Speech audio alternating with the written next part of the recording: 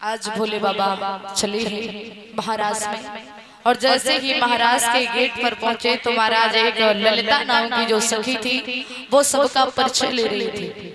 और जैसे ही पार्वती मैया गेट पर पहुंची तो जवाब दो, रुको बहना, क्या नाम है तुम्हारा, परिचय बता करके जाओ।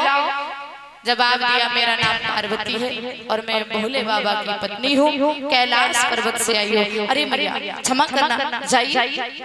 मैया को तो दादा भेज दियो, और जैसे ही पीछे से भोले बाबा चले वैसे ही रुका, बोले ठहरो जी, बताओ उन्हें तो हम जानती हूँ लेकिन तुम समझ में नहीं आए, लंबो से घूंघट मारे तुमको, कहाँ से आई हो, कहाँ नाम है।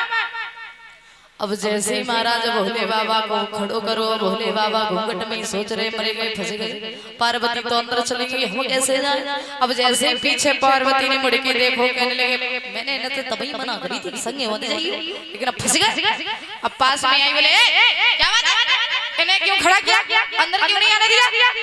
और लड़की ने जवाब दिया, बोले मैया तुम्हें तो हम जानते हैं लेकिन जी को जी हमारे समझ में नहीं आए। बोले तो ना पता जी हमारी बेटा गणपति है ना, बाकी बहू है। बोले गणपति की शादी कर ली, बोले हाँ लला कर ली है। बोले मैया तुमने तो खबर ही नहीं भेजे भाई। बोले क्या करें बेटिया, जब कोरोना पड़ो तो लॉकडाउन में। जवाब दो मैया, अच्छा जब शादी कर ली है तो एक काम करो, बहू को मुंह दिखाई दे कैसी है। मैया बोलिया बड़ी चालाक हो ना, 1 रुपया खर्च न हो जाए, अगर बहू को मुंह देखने तो कैलाश पर्वत पे आइयो और कुछ रुपया पैसा लेके आइयो तब मुंह देखियो। और मैया ने बोले बाबा जी को हाथ पकड़ और ले चली गई भीतर। अब जैसे भीतर पहुंची महाराज एक कोने भोले बाबा जल्दी बोले, मैंने तुमसे 1000 बार मना करी थी कैलाश पर्वत पे रहो, लेकिन ना संगे चलने, अब अगर पकड़ लेती तो। अब भोले बाबा कहने लगे अब अंदर तो आए गए, अब काय को धोसन मारे डालते, चलो महाराज देखे आए। अब जहां पर महाराज हो रहा था दादा, वहां जाकर के भोले बाबा पहुंचे। गोपियां महाराज कर रही हैं, गोपियों के बीच में भगवान कन्हैया महाराज देख रहे हैं। और जब देख रहे हैं तो कन्हैया महाराज कर रहे हैं। भोले बाबा मन में सोचने लगे कि जगारे कारे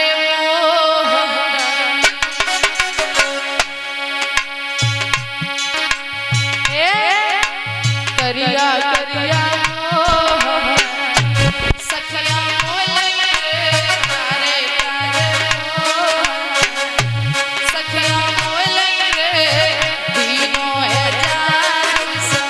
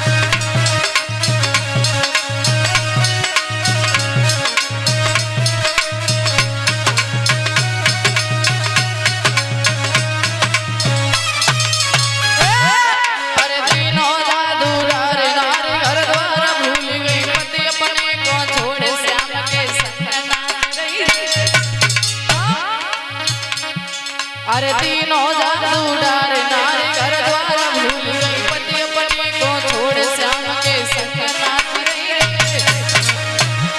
जग नाचे संग कन्हैया, सखियन बीच में देखो कन्हैया, मधुर बजाए बंसुरी कारे कारे कौन है सखिया बोले रे क्या करिया करिया कौन है सखिया बोले रे तीनों है जादू।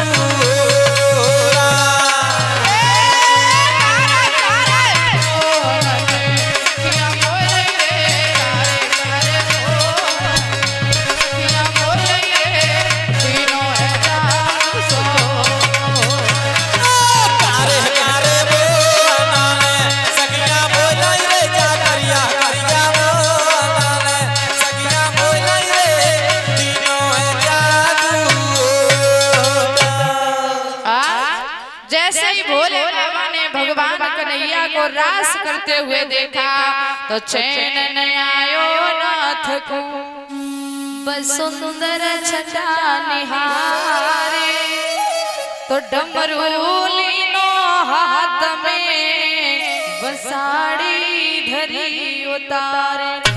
कूदी पड़े महारास में दिल पार्वती हैरान, नाचे गोपिन संग में हे गोपेश्वर भगवान।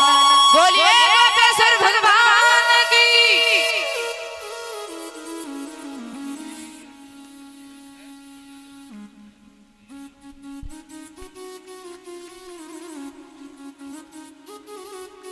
और शिविर में ये दोनों बच्चे, दोनों भाई अंकुल और अंशुल, एक पुष्पपुत्र है हमारे कल्लू भैया का और एक पुत्र हमारी बहन पिंकी जी का, जो चकननगर से आई है। और ये छोटा सा बच्चा अंकुल,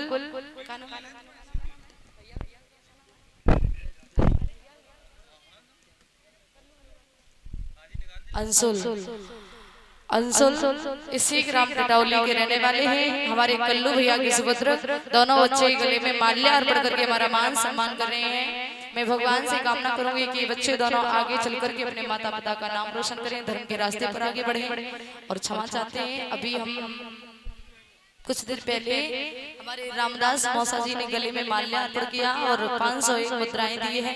मैं भगवान से कामना करूंगी कि हमारे मौसा जी के हाथ में शादान और धर्म की तरफ बढ़ते रहें। और आज का भंडारा हमारे रामदास मौसा जी का है। सभी भक्त बड़े प्रेम पूर्वक भंडारा प्राप्त करके ही जाएंगे। बोलिए कन्हैया लाल की। आज गोपियों के साथ में महाराज किया है भगवान ने, और महाराज करने के बाद कैलाश पर्वत पर भोले बाबा आए। सभी गोपियां महाराज वृंदावन में पहुंची हैं। आगे बड़ी सुंदर कथा आ रही है। परीक्षित महाराज, कल मैंने कहा था कि 5 बजे कंस का वध होगा, कंस मंगवाए लो। अब चुकरिया धरी हुए तो भाई बदबा चुकरिया।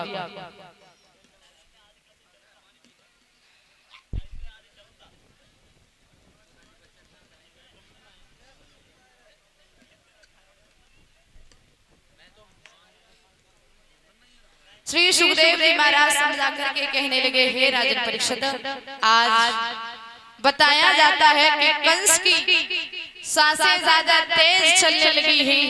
कहने लगे हैं कि मैंने जितने भी राक्षस भेजे हैं, किसी ने भी आकर के मुझसे ये नहीं कहा कि कन्हैया काला है, गोरा है, नीला है, पीला है, कैसा है। किसी ने हमें ये नहीं बताया करके कि कन्हैया कैसा है। तब तक महाराज देवर्षि नारद आ गए।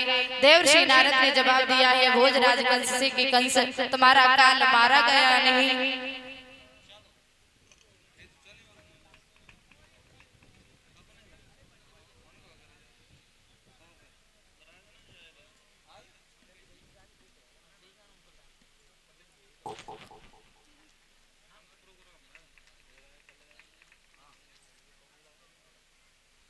और ये पिंकी भाभी उमरी से आई हुई हैं, 501 मुद्राएं देकर के गले में माल्या अर्पण करके, और ये चुन्नी देकर के हमारा मान सम्मान कर रही हैं। हमारे परीक्षित महाराज की सरेज उमरी से आई है। मैं भगवान से कामना करूंगी कि हमारी भाभी जी के हाथ हमेशा दान और धर्म की तरफ बढ़ते रहे, समाज में सम्मान मिलता रहे। जवाब देवर्षि नारद से कहा है बुजुर्गों कि मैंने जितने राक्षस भेजे हैं, किसी ने आकर के हमसे ये नहीं कहा कि कन्हैया कैसा है। तो जवाब दिया, एक काम कीजिए, जो तुमने नील कमल के पुष्प मंगवाए थे 2 छुरिया वो आ गए। बोले हाँ वो भी आ गए, लेकिन कृष्ण बलराम नहीं मारे गए। तो कहा है कि एक उपाय और है, अगर हमारी मानो तो। बोले क्या? बोले उपाय ये है, आप एक काम कीजिए, आप अपने यहाँ पर धनुष यज्ञ कीजिए और उस धनुष यज्ञ में कृष्ण बलराम को यहीं पर आमंत्रित कीजिए और यहीं पर बुलवाइए। अगर कृष्ण बलराम तुम्हारे घर पर ही आ गए तो तुम जैसे चाहो वैसे उन बच्चों को मार सकते हो। जैसे इतनी बात गई, ये बात महाराज भोजराज कंस के मन को भा गई। अक्रूर को बुलवाया और अक्रूर को जब बुलवाया है, जवाब दिया है अक्रूर से, अक्रूर वृंदावन में चले जाओ, जाकर के बाबा नंद और कृष्ण और बलराम से कहना कि तुम्हारे मामा ने बुलवाया है, उनके यहाँ धनुष यज्ञ है, आप हमारे साथ चले। दोनों हाथ जोड़ करके अक्रूर ने कंस से एक बात कही, जवाब दो महाराज, अगर बुरा न लगे तो एक बात कहूं। बोले हाँ बोलो। बोले काम कीजिए, आप कृष्ण बलराम को मत बुलवाओ। क्यों? बोले महाराज आपकी जिंदगी तभी तक की है जब तक कृष्ण बलराम यहाँ पर नहीं आ रहे, और जिस दिन आ गए उस दिन तुम्हारी मृत्यु निश्चित है। इसलिए आप अगर अपना जीवन चाहते हो कि और कुछ दिन जियो तो कन्हैया को